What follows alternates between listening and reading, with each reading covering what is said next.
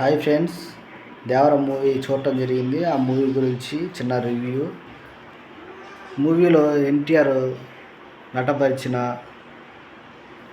Action, dialogues, drama, fights అన్నీ కూడా excellent movie. నాకైతే చాలా బాగా నచ్చింది. చాలా బయటేమో అట్లా ఉంది ఇలా ఉంది అంటున్నారు, కానీ అసలు కూర్చున్న కాడ నుంచి చివరి సినిమా అయిపోయేదాకా బ్లాక్ బస్టర్ మూవీ. అసలు యాక్చువల్లీ చెప్పాలంటే చంపుకోవటం ముఖ్యం కాదు, ప్రజలను రక్షించుకోవటం ముఖ్యమని తెలియజేశారు. ఒకటి, చదువు యొక్క ప్రాముఖ్యత మరియు జాబ్ చేయాలి, ఊరి వాళ్ళకి చదువు చెప్పాలని ఎన్టీఆర్ అనుకోవడం, అలాంటి నచ్చటం.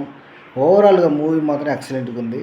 తదనంతరం చంపుకోవడం అనేది ఆగాలి అని ఎన్టీఆర్ కాంక్షించాడు.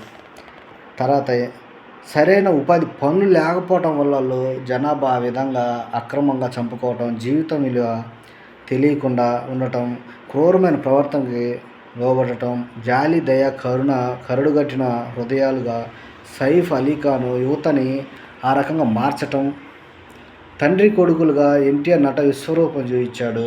అద్భుతంగా ఉంది movie. Block buster movie. Please like.